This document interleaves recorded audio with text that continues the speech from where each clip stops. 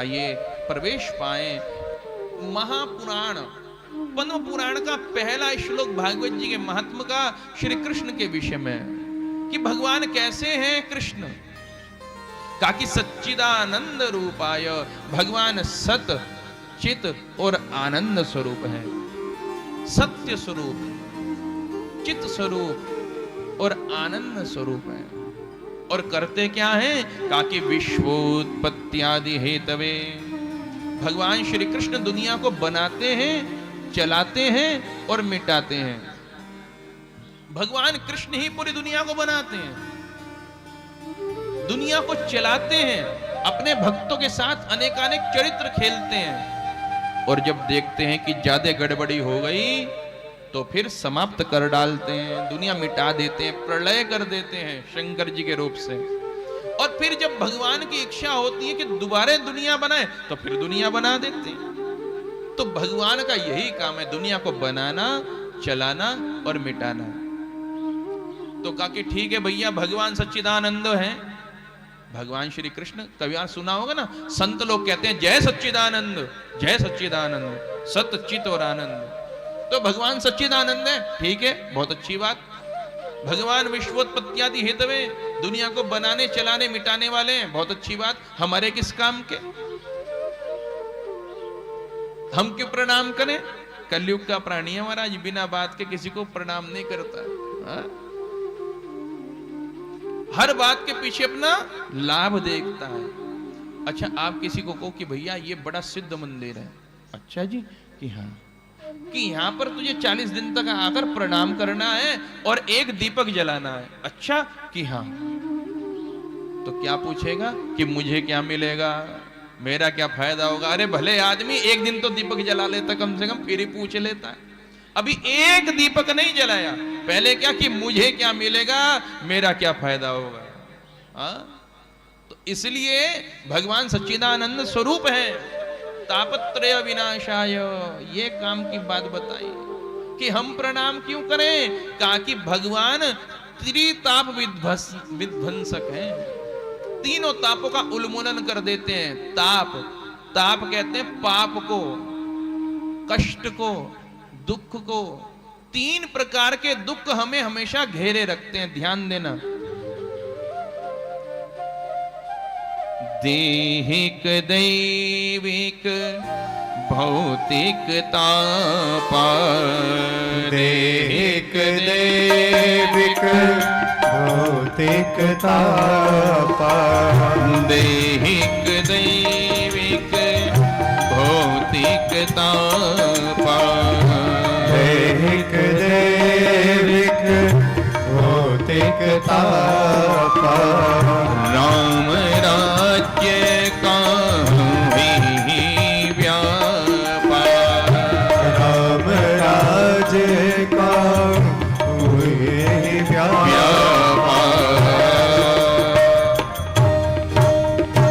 अब ध्यान से सुनना, 3 प्रकार के दुख होते हैं। कहा कि दैविक, देवताओं के द्वारा मिलने वाला दुख।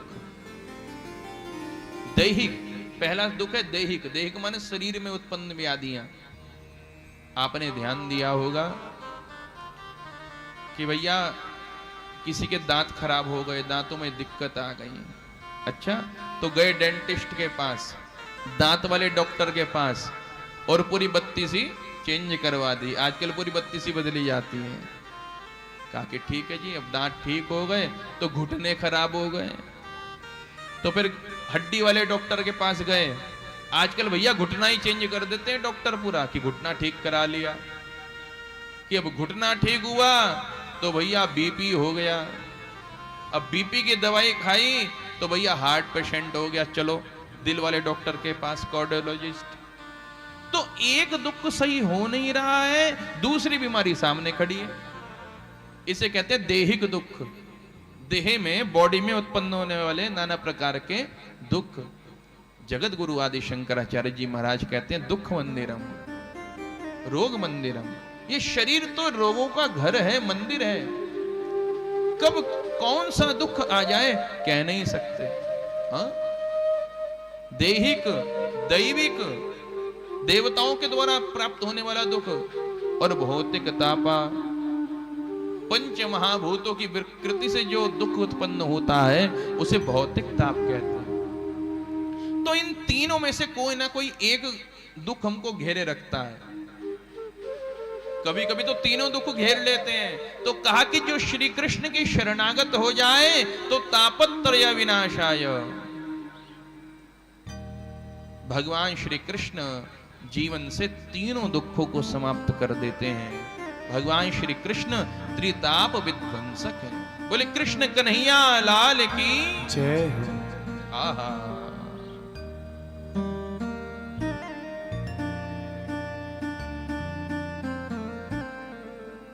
हर समय कोई ना कोई दुख व्यक्ति को घेरे हुए है।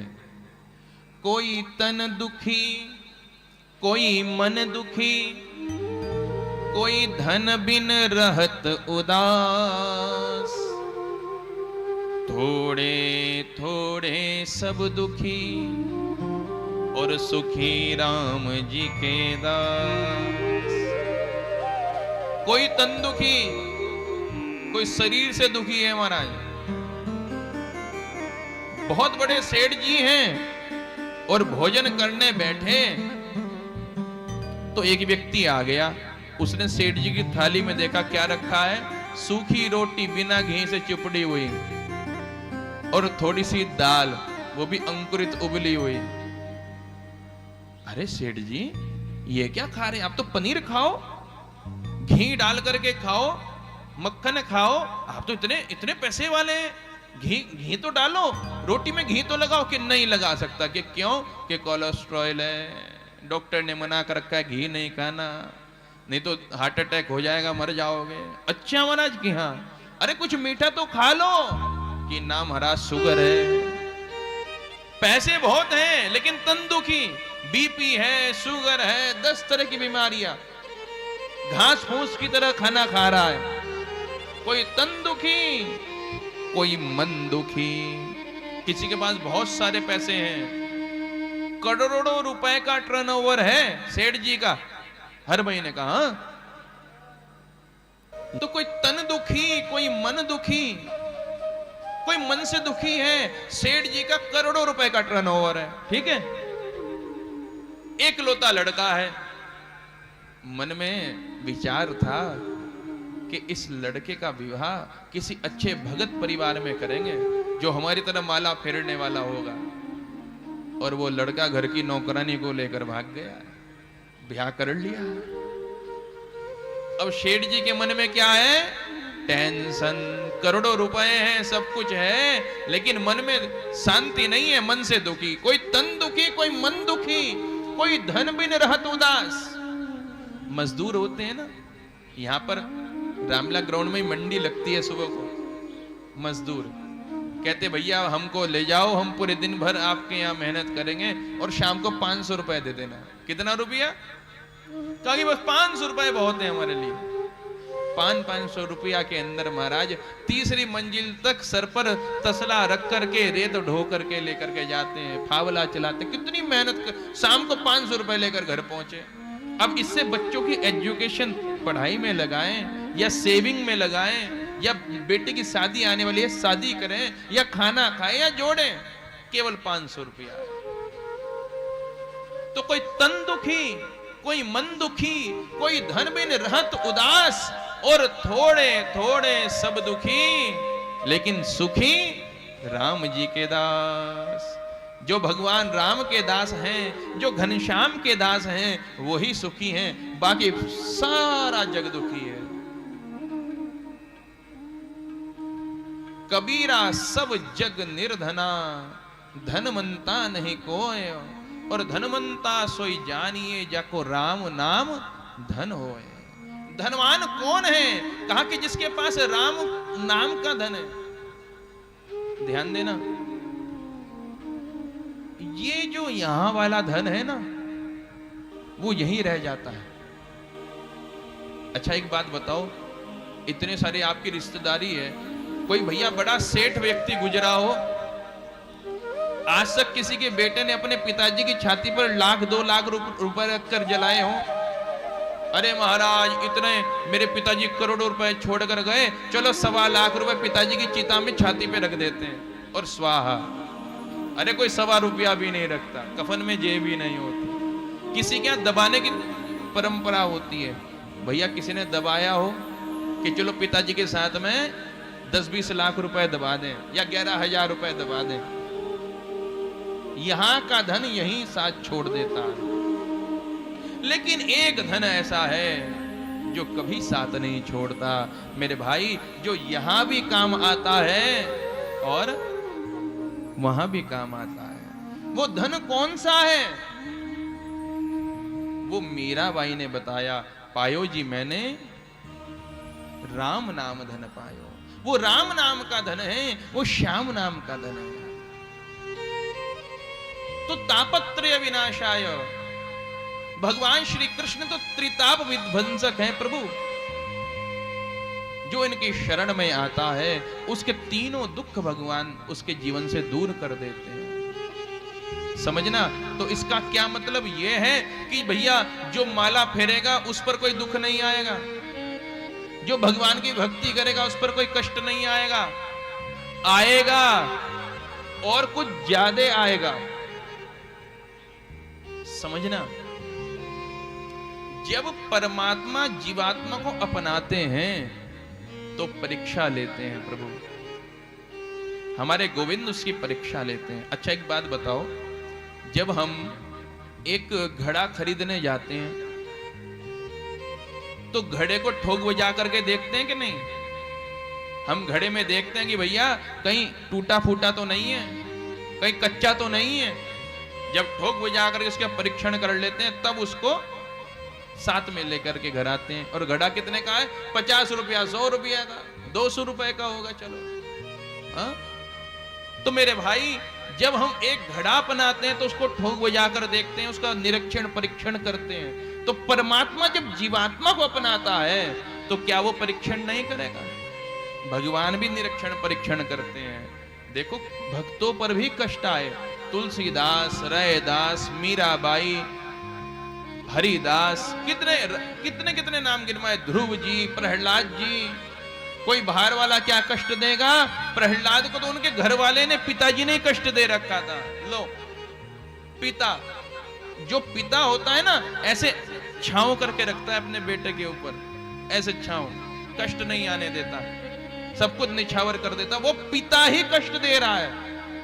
कहां जाए, किसके आगे रोए प्रहलाद, बताओ। लेकिन एक बात कहूं, आज तक कभी भी किसी भी भगत का आपने फोटो देखा उदास बैठा है? नहीं, हर कोई मुस्कुरा रहा है। कष्ट आ रहा है लेकिन कष्ट उसका कुछ बिगाड़ता नहीं है। जो ठाकुर जी का दास बन जाता है, कष्ट आता है लेकिन भगवान की कृपा की छतरी उसके ऊपर रहती है तो उसका कुछ बिगड़ता नहीं। देखो स्पीड ब्रेकर होता है ना, गड्ढे होते हैं सड़क के अंदर, आपने देखे होंगे, अवरोध होते हैं जिनको स्पीड ब्रेकर बोलते हैं। मेरे भाई एक व्यक्ति तो साइकिल पर जा रहा है, जैसे स्पीड ब्रेकर के ऊपर से गुजरेगा, जैसे गड्ढे में से जाएगा तो उसको बड़ी तेज झटका लगेगा, साइकिल पर है। अच्छा अब एक व्यक्ति मोटरसाइकिल पर जा रहा है, जो मोटरसाइकिल पर जा रहा है तो उसका जरा झटका थोड़ा हल्का हो जाएगा, कम हो जाएगा, साइकिल वाले से कम लगेगा ना झटका। अच्छा एक व्यक्ति कार में बैठ करके जा रहा है तो उसको वही स्पीड ब्रेकर, वही सड़क, वही गड्ढा, लेकिन जरा झटका बहुत कम, हल्का सा लगेगा। और एक व्यक्ति जो है मर्सिडीज में बैठ करके जा रहा है, बहुत महंगी कार जिसमें बहुत बढ़िया शोकर होता है, तो भैया है वही सड़क, वही गड्ढा, लेकिन उसको तो महसूस ही नहीं होगा, बस हल्का सा लगेगा। तो मेरे भाई आप जब कृष्ण की कृपा की कार में बैठ करके जीवन की यात्रा करोगे ना, कष्ट आएगा तो, लेकिन तुम्हारा कुछ बिगाड़ ना पाएगा। बोले कृष्ण कन्हैया लाल की जय हो। तो ऐसे कृष्ण की जो शरण में आ जाता है तो तापत्रय विनाशाय श्री कृष्णाय वयम नमः। व्यास जी ने कहा कि हम सब मिलकर के कृष्ण को प्रणाम करते हैं। भूतकाल में जितने व्यक्ति हो चुके हैं, वर्तमान काल में जितने हैं और भविष्य काल में जितने होंगे, उन सबका प्रतिनिधि बनकर, रिप्रेजेंटेटिव बनकर के श्री वेद व्यास जी ने भगवान कृष्ण को प्रणाम करा।